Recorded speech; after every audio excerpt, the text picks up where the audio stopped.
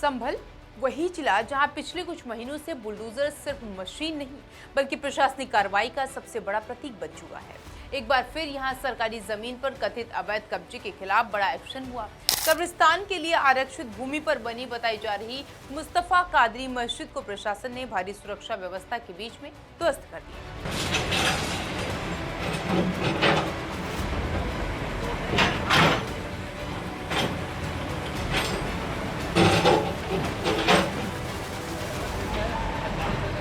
Bulldozer, police बल और घंटों चली कार्रवाई ने एक बार फिर ये सवाल खड़ा कर दिया है कि क्या संभल अब अवैध कब्जों के खिलाफ योगी सरकार के बड़े अभियान का केंद्र बन गया है?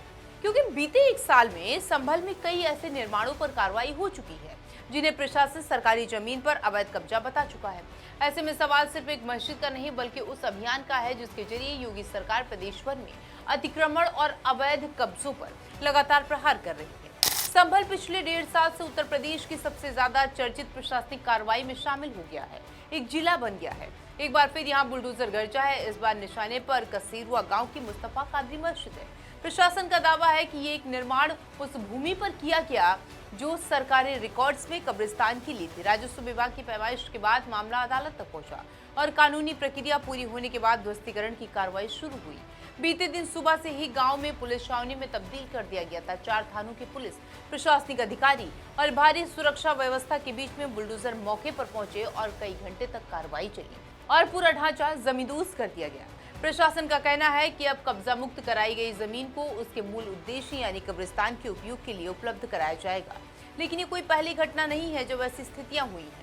ये जनपद संभल के ग्राम कसेरुआ में डिमोलिशन की कार्रवाई प्रशासन के द्वारा करवाई जा रही है। एक अवैध मस्जिद जो कि कब्रिस्तान की जमीन पे बनी थी उसका डिमोलिशन करवाई जा रहा है और जांच के दौरान उसमें आई लव मोहम्मद और इस प्रकार के तमाम झंडे, पोस्टर्स भी मिले हैं।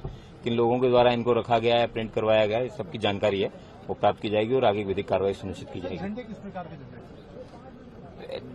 इस्लामिक झंडे हैं। अब इसके क्या मायने हैं कि अगर किसी देश के हैं या फिर किसी धर्म से संबंधित है, क्या है, सबके बारे में जांच की जाएगी। फोर्स कितना तैनात किया गया? यहाँ पे 4 थानों की फोर्स है, सीओ साहब मौजूद हैं और उनकी लीडरशिप में सारा ऑपरेशन है करवाया जा रहा है। संभल पिछले कई महीनों से अवैध कब्जों के खिलाफ चल रहे अभियान का एक बड़ा केंद्र रहा है।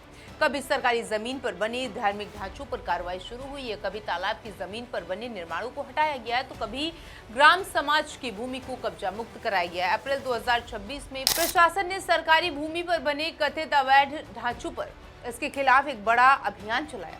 प्रशासन का कहना था कि ये कार्रवाई मुख्यमंत्री योगी आदित्यनाथ के निर्देशों के तहत की गई है।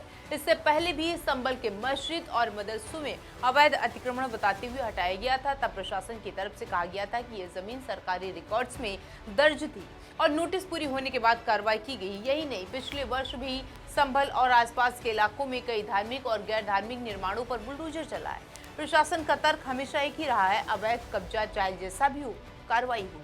योगी सरकार लगातार दावा करती है कि उसकी नीति स्पष्ट है और सरकारी जमीन, तालाब, कब्रिस्तान और ग्राम समाज की भूमि पर किसी भी प्रकार का अवैध कब्जा बर्दाश्त नहीं किया जाएगा। राज्य भर में राजस्व विभाग, स्थानीय प्रशासन और पुलिस की संयुक्त टीमों द्वारा समय समय पर यह अभियान चलाया जा रहा है। कई जिलों में हजारों बीघा सरकारी भूमि कब्जा मुक्त कराए गए हैं।